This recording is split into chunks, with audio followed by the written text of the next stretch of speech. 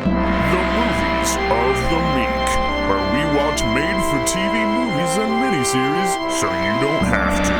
From Gia to Xenon, Hysteria to Sybil, welcome to Movies of the Meek.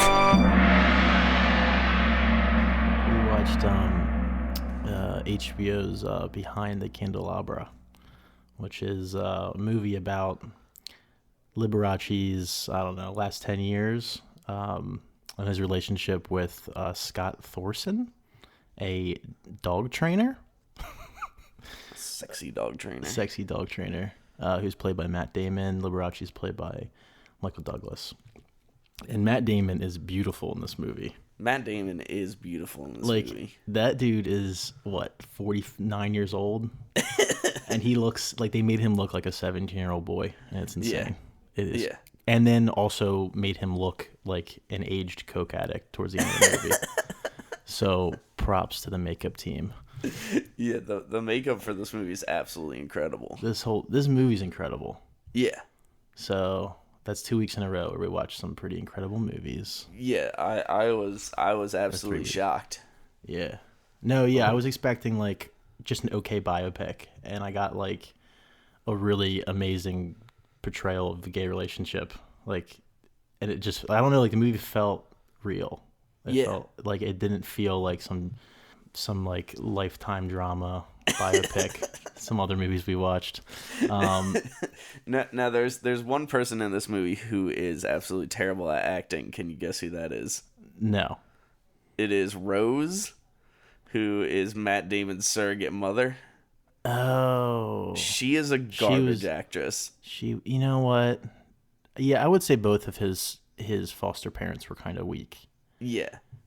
Yeah, I guess you're right though. But she didn't have too much screen time. She was, in the beginning a little bit, and then there's a few phone calls, but yeah, and then she dies. And every single phone call, she is a 1 out of 10. Yeah, yeah. I like how when she dies, you at that point in the movie, you haven't seen her in maybe 35-40 minutes.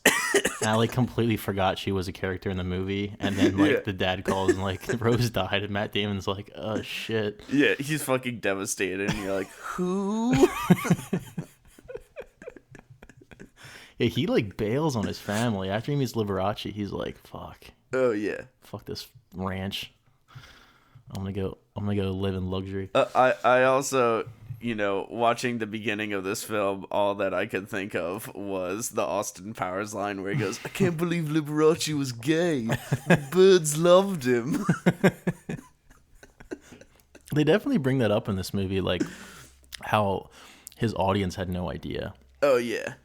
And that people were completely clueless in the 70s and 80s. I guess, and even before that, too, right? So, yeah, they have a few jokes about that when Matt Damon and what's the other guy he meets in the beginning who introduces Matt Damon to Liberace, was named Bob or something. It's Bob, I believe. Yeah. But he makes a few jokes too when they go see Liberace for the first time. He calls him a queen or something, and people turn around how dare you talk about Liberace like that? Yeah.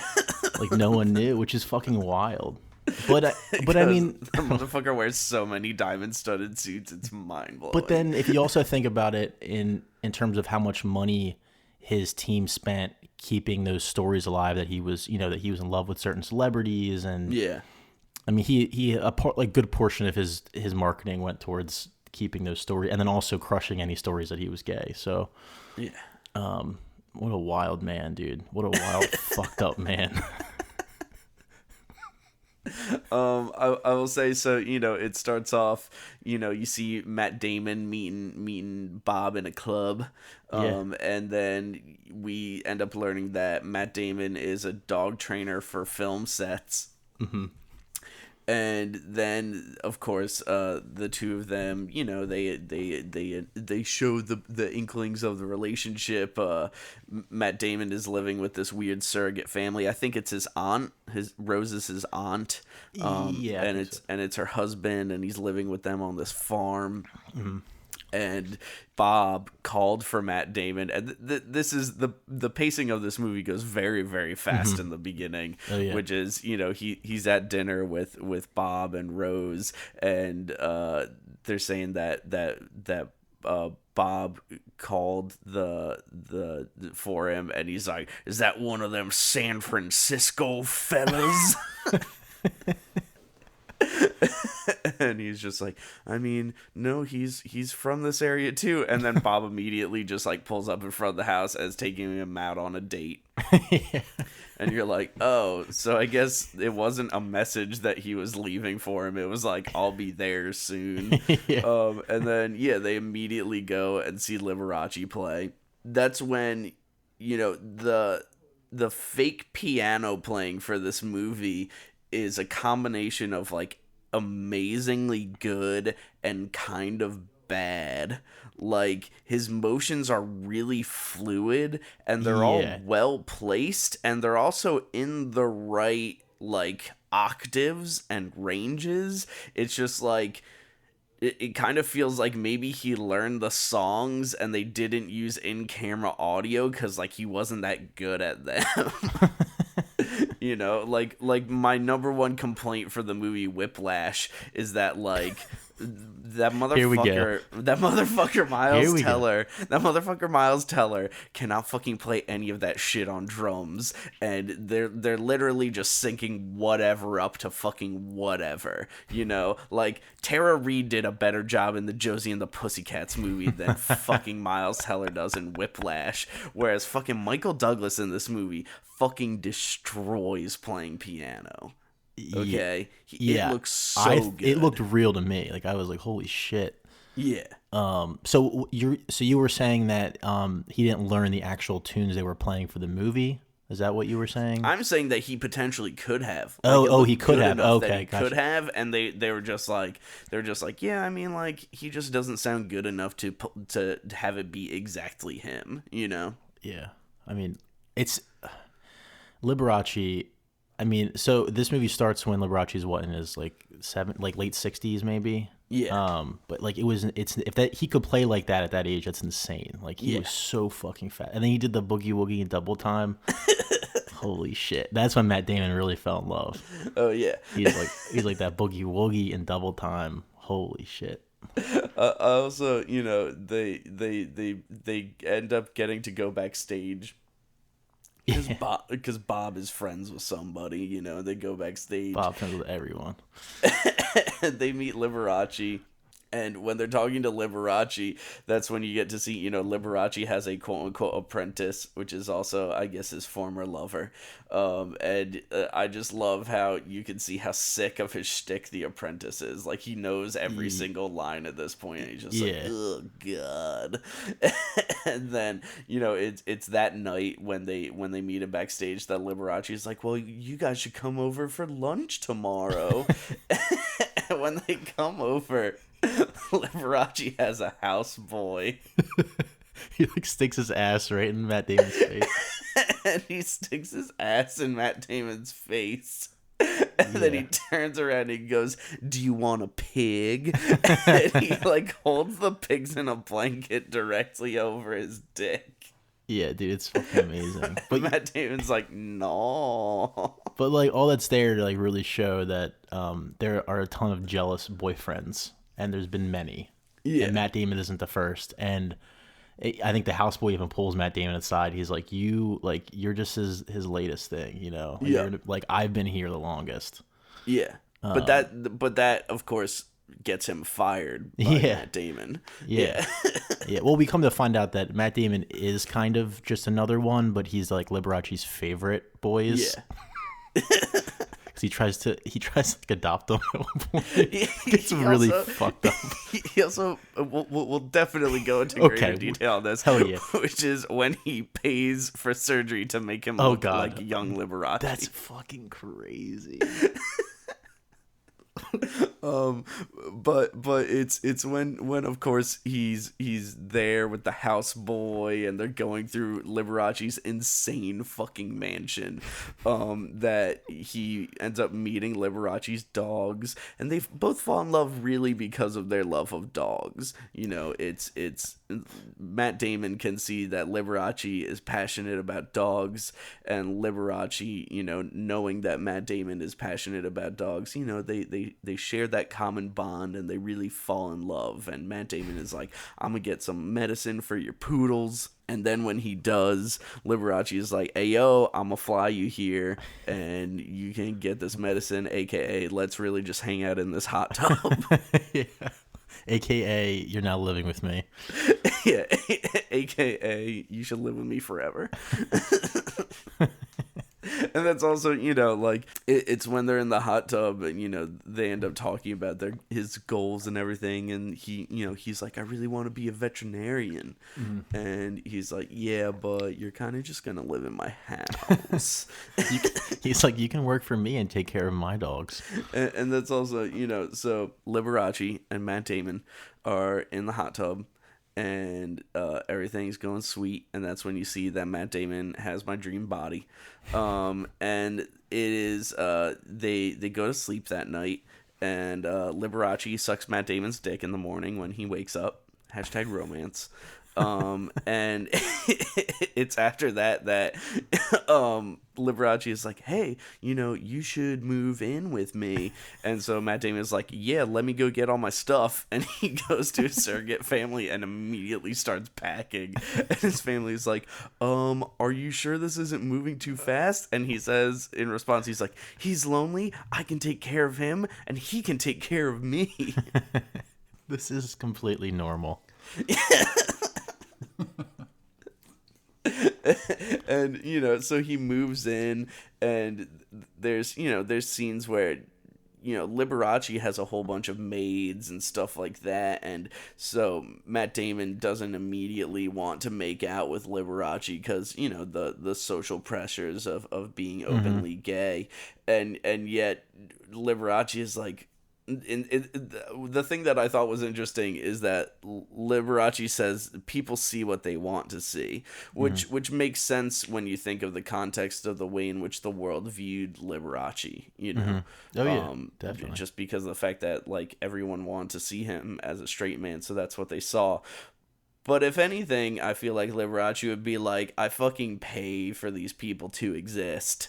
Yeah, exactly. So they ain't gonna say shit, you dumb bitch. And if they do, then he will sue. I mean, yeah, that's been his strategy from day one. Yeah. But this is also the first time that we have a little shopping montage, which is, Liberace says that he wants to take him to buy some suits in the morning, and he says, after cooking and sex, shopping is a reason to get up every day. Which I loved. And this is also so one of the things that was interesting that was brought up in this movie was Liberace revealing to Scott that he has penile implants. Yeah, because he's like, how do you stay hard for so long? Yeah. He's like, it's been 4 hours. And so that's what we, people were doing like before Viagra, basically. Which is fucking crazy. Sometimes even still, like in this day and age, people do that, which is agreed pretty crazy. But yeah, that was an interesting thing to bring up, and that's also there's a really great book called Testo Junkie, which the author Paul B. Presidio calls that pharmacopornographic, which is where basically we're using pharmaceutical products as well as, like, in Liberace's case, it would be a surgery, like an implant, to continue fulfilling a societal role of, like, what we deem to be, like, the ideal of masculinity, which would be, like, being able to be hard for 4 hours in your fucking 70s.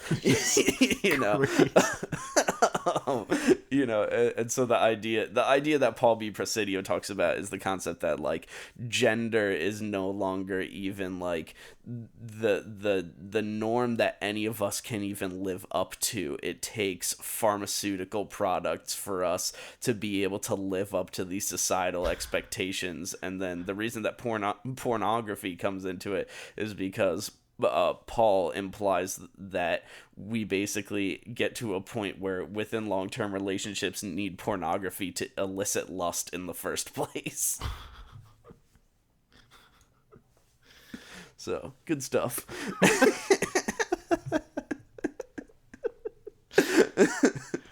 I mean, it's kind of crazy. I mean, we get a lot of like these little these. I mean, not even like they were rumors. I mean, I'm not sure if all this stuff was true or not, but we get a lot of this stuff sprinkled in the movie. Like little things are mentioned where they were never actually confirmed by anybody about Liberace. Like his penis implants, but also like who he's dated. You know, I think he mentioned like dating a Packer at one point. Yeah. Like small stuff like that, which is pretty cool. Like I was looking up like Liberace conspiracies and like rumors and stuff. It's pretty wild. Liberace conspiracies. Liberace was the moon landing. No, it's at this point that basically, you know, Scott is starting to have some issues with what his place is and what he should be doing, you know, and he's getting a little cooped up, you know, and so of course Liberace doesn't want his Scott to be sad, and so he's like, you know what you can do? You can drive my diamond studded car, and you can drive me onto stage every night. Which is just fucking crazy. I mean, which is when we get to the point where now that Scott is part of the show, you know, he must be changed. Yeah, he has to look like Liberace. And so that's when Rob fucking Lowe is in this movie. God, this is my favorite part. I mean, he's in a couple scenes with this one. The first time where he's talking about Liberace's plastic surgery. Oh, I fucking love it. So they go through all of Liberace's enhancements, right? Yeah. And then Liberace kind of gets up. He's like, all right, now let's talk about Scott. and Matt Damon's like, what? and essentially Liberace like orders Rob Lowe to make Scott look just like him. Yeah. Which is really fucking weird and creepy. Make him look like young Liberace. And he fucking does it. And that's the message of this film. Okay. What is the message? Because I was a little confused. The message of this film is that there is a danger in any relationship. Okay? And especially in one like this, where we look at the ways in which it can change people. You know, it's the difficulty of deciding if a person that you're in love with, if you're really in love with the core of the individual, which means that you'll love what they'll become, whatever that is, or if you're really just in love with what they were when you started the relationship with them. Mm-hmm. You know, because of the fact that they're entering into this relationship and they fell in love because they both love dogs. And they fell in love. I think they fell in love for different reasons. Let's just go with the dogs. And they also fell in love because of Matt Damon's smoking hot body. You know, but they cared a bond because of their compassion that they had. They could see that they were both compassionate people. That was embodied in their love for dogs, one could say. You know, and so the difficult thing is that once you start adding this much money to a relationship and you start adding all these concepts of what each person's role needs to be and what they should do, it begins to change people. And once again, the difficulty is once people start to change, are you in love with what they've changed into or not? Which is, I mean, what prompted the plastic surgery was they were both getting fat, essentially. Yeah. From just like chilling in the hot tub all day, not doing anything. So that's what prompted them. And then from there, that's when Liberace got the idea to change Scott's face entirely. to turn him into himself. Yeah, I mean, do you think, and this relationship is very complex. I mean, there's obviously this weird power dynamic going on. But like, do you think Liberace was actually in love with Scott, or did he love him in a different way? Like, not like how you would love a partner in a traditional relationship, but like more of like a pet. Like it just felt like this was just it was a thing. Like Scott was a thing to him, not a person. And definitely. And I don't even think their personalities really aligned in any way. Like I think because later on in the movie we see Liberace with his new boy with the mustache, and he says the same things to this kid. So it's just all a game. Like he just says whatever he has to say for whoever forever or to whoever he's desiring in the moment. Yeah, and so I maybe there was a connection there at some point, because at the end of the movie, Liberace does kind of confess his love for Scott in a weird way, but I don't know. It's almost like he was a pet. Obviously, he treats him like he's a fucking dog sometimes. Yeah, and I think there's two things to really keep in mind with this, and it's one that the power dynamic is incredibly strong, and it is incredibly difficult to analyze. Just because of the fact that like Liberace had so much and Scott had so little. Mm-hmm. And so the real thing is understanding what Scott was able to provide for Liberace, which is kind of implied and kind of shown. But the other thing to keep in mind with that is the fact that this is based off of Scott's book. Yeah. Sure. And so from that, you're only getting it through the lens of Scott. Yeah.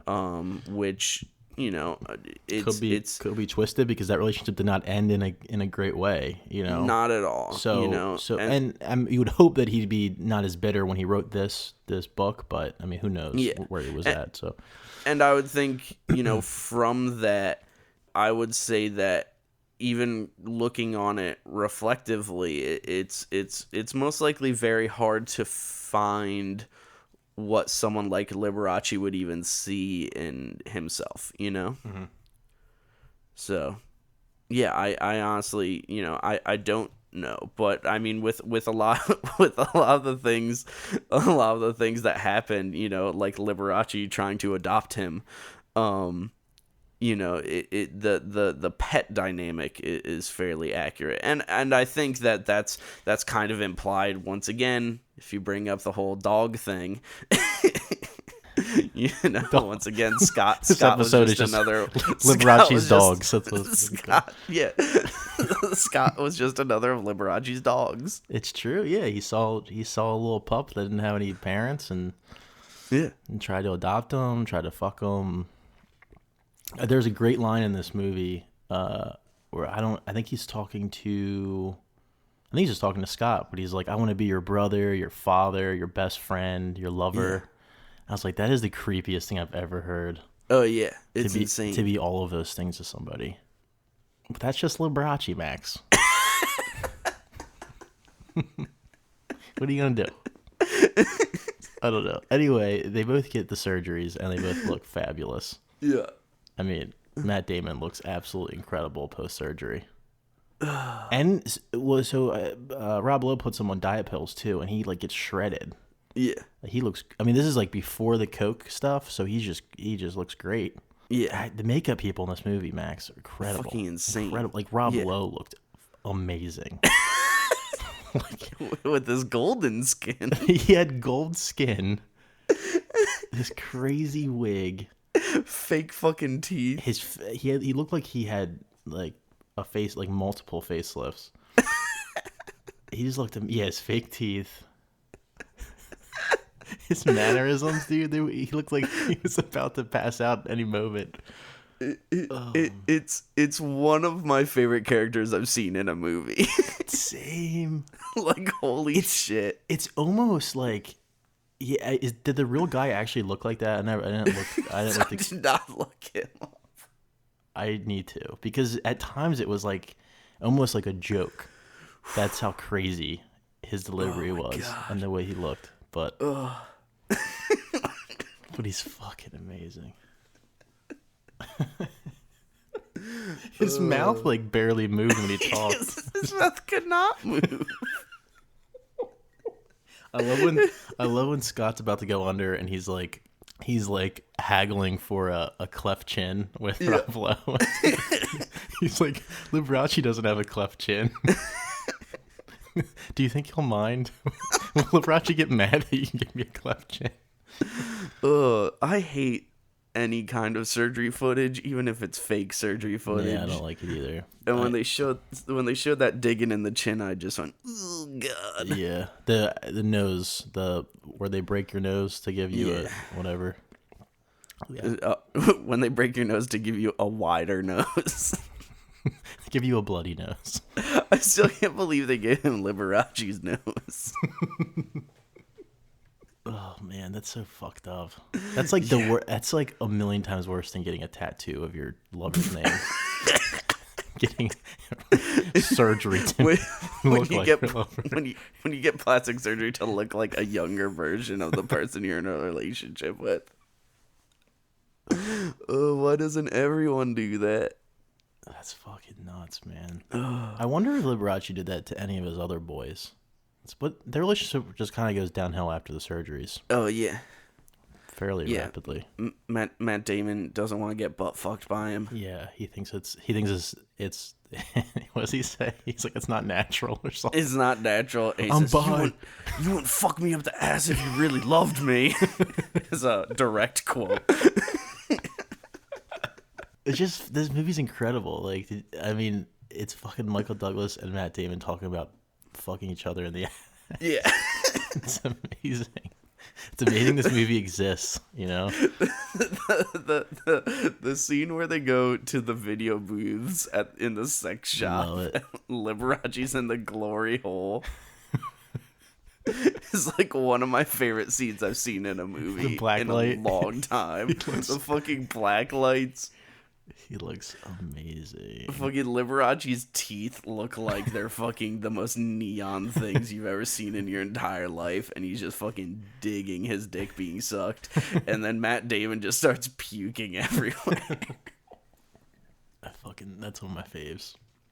Oh, it's so good. Is that after he starts talking to the mustache boy? Yeah, so that's around the time where they start talking to the mustache boy, because it's at that point Liberace suggests that they have an open relationship, and then Liberace of course freaks out at Scott having friends.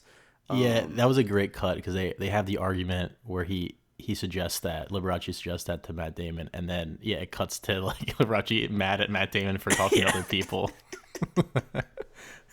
So this movie definitely portrays Liberace in a bad light.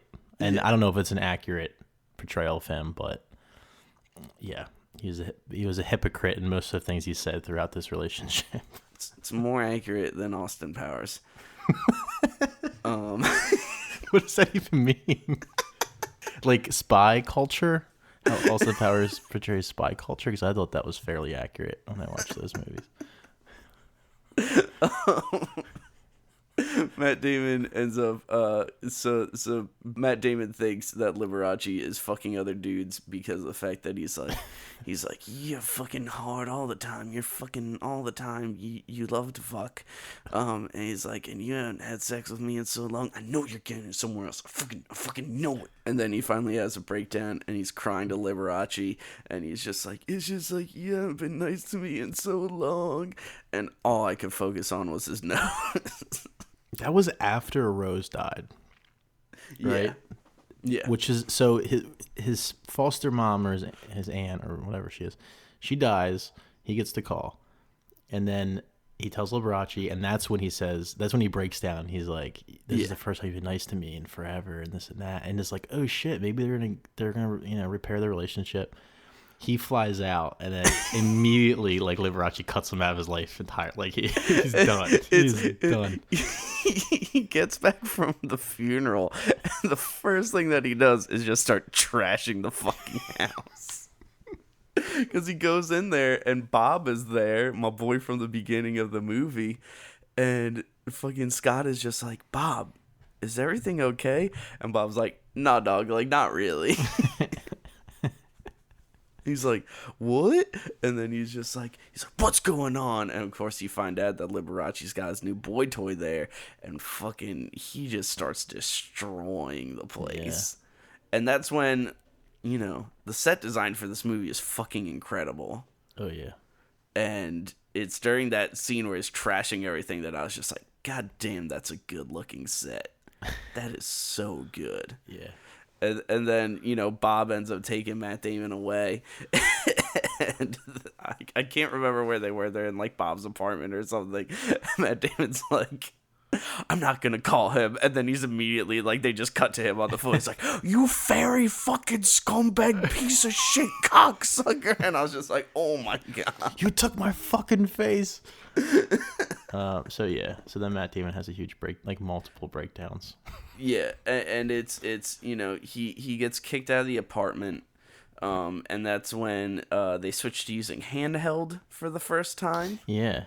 Which I will say the first time that they use it, it's instantly really weird because you see basically Liberace is walking up with this team of, like, I don't know, detectives or whatever, and that first shot is like shaking and it's just them walking, and you're instantly going, oh, this is not shot on a tripod or on anything to steady this. What is going on? Yeah, it's a little jarring at first, but it like moves really awkwardly, and then it reveals, you know, Matt Damon trying to do some coke.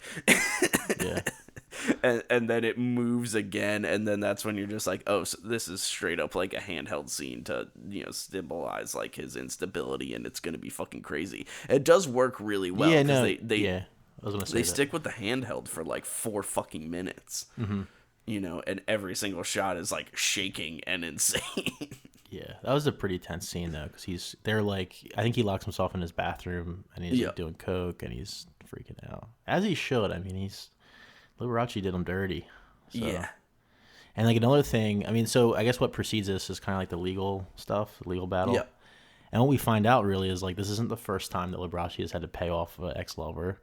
Yeah. And this isn't the first time Liberace has promised things to people. And another thing, and this is like, it was kind of sad too, is like there's nothing legally binding about the relationship because like it wasn't legal to even get married back then.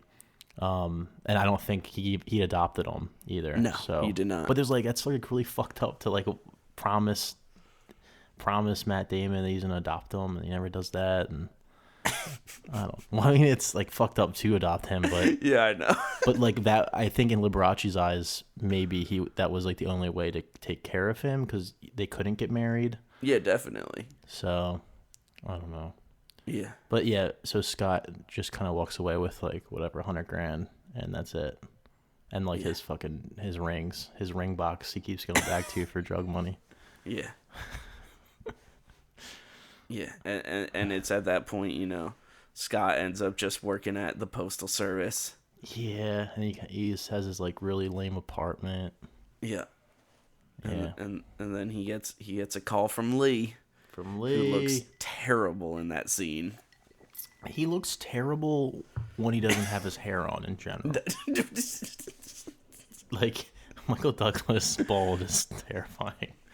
True. It is so gross. But yeah, so he's dying of AIDS. Yeah.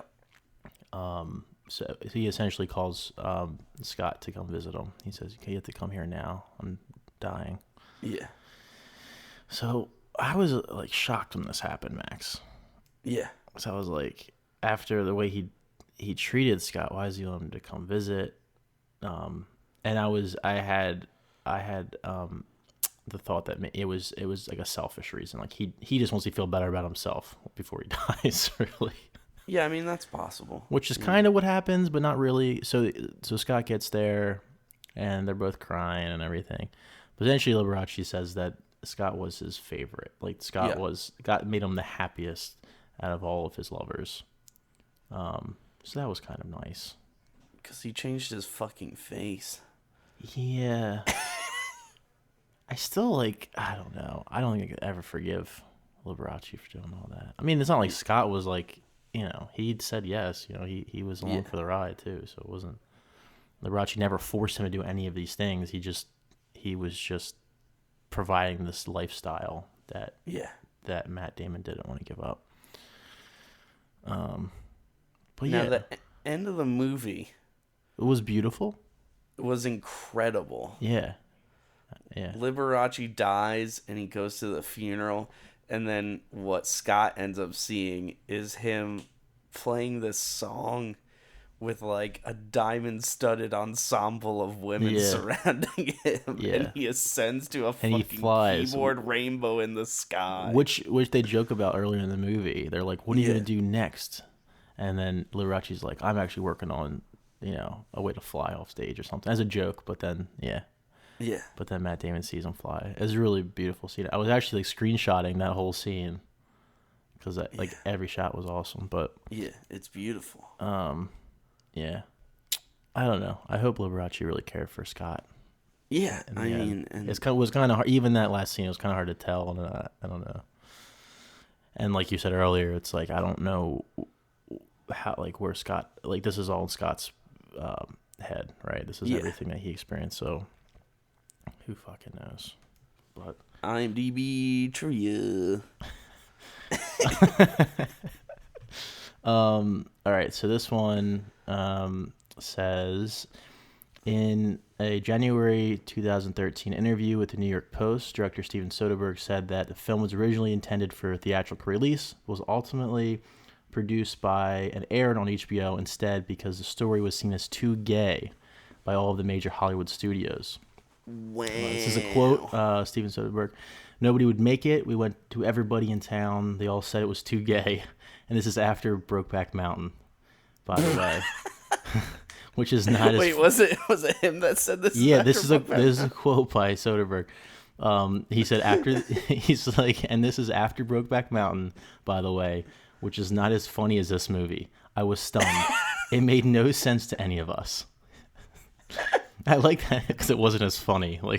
And he said, despite this, the film was selected to compete for the Palme d'Or at the 2013 Cannes Film Festival, where it received worldwide premiere. It was also theatrically released in Europe and the rest of the world. So, yeah. Next one, Robin Williams was originally set to play Liberace. That's crazy. And I would have loved to see that. Robin Williams, Matt Damon reunion. Oh yeah. As lovers. Do you think Robin Williams would choke him again like he did in Good Will Hunting? Except for this time it's sexy. Of course, Max. Now I have two little bits of trivia that I thought were interesting that I found when I was just researching this movie. Okay.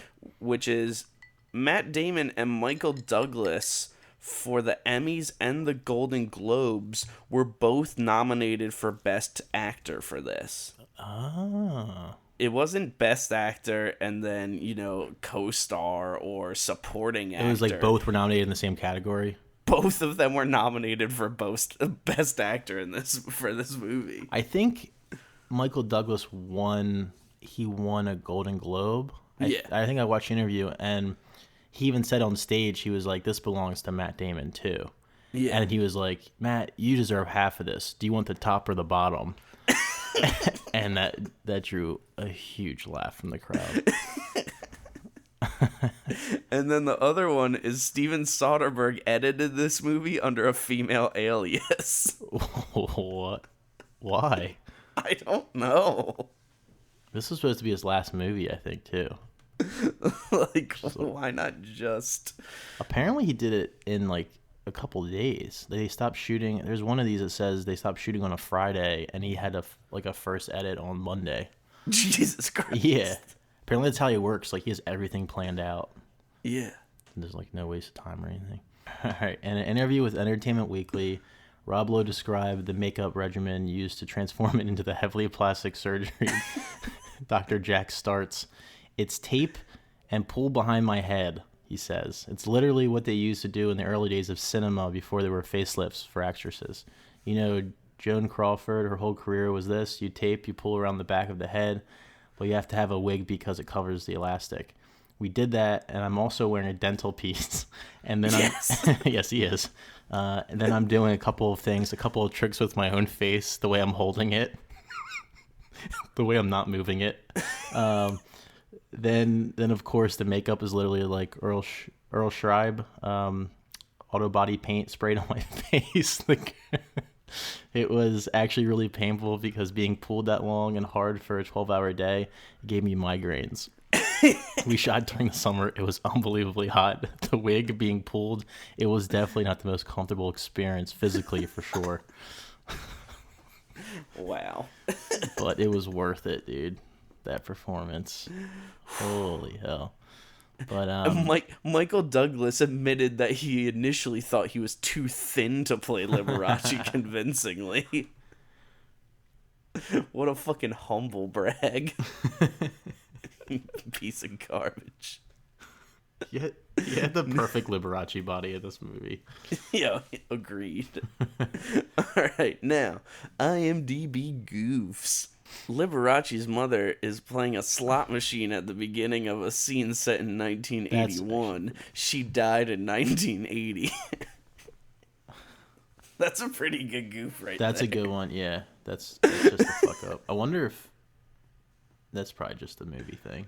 I was going to say, I wonder if the book has it wrong too, but I doubt it. Oh my god, there's so many fucking car ones.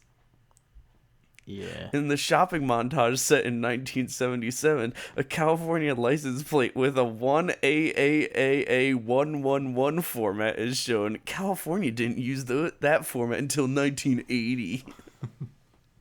Who fucking cares? The wheels on the Mercedes 450 SL that Bob drives in 1977 were not introduced until 1986 on the 560 SL.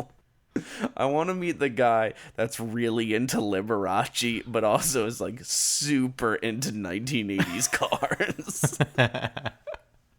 And he's like watching it, and he's like, I thought I was gonna have a good time with this movie. Thought I could just sit back, relax, and enjoy the magic of music.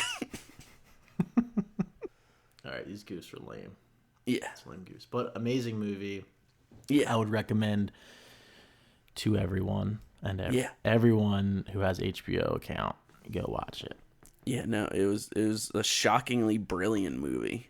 Yeah, I think this would have done fine in theaters. Maybe not. Yeah. Maybe not in 2013. I don't know. 2013 probably. Brokeback Mountain came out in 2005, and that did okay, I think. Yeah. And also, like, you know, this is funnier than Brokeback Mountain. it was. I mean, it got heavy, but there was like some funny shit in this movie. Oh yeah. I mean, Rob Lowe. Oh my god, Rob Lowe. Yeah. So good. But it fucking had Matt Damon and Michael. Like, people would have went to see this movie and may have been like weirded out, but like, Yeah. not. I don't think people would have been like, "This is fucking garbage," or have not seen it or something. But And there's no this movie is incredibly high quality. yeah, exactly. And like, we didn't really get into we got into like some of their relationship dynamics, but like, just scene to scene, them together was like super well done. Oh yeah. Like, they acted like a couple. Yeah. I mean, a really fucked up couple, but it. I don't know. At no point was I like, this is fake. You know, this is not how people act. Like, Yeah. so, yeah, I don't know. It should have been in theaters, but Yeah. lucky for us, it was not, so we could do it on this podcast. All right, so next week, what are we watching, Max? Next week we will be watching the 1991 TV adaptation of Sometimes They Come Back.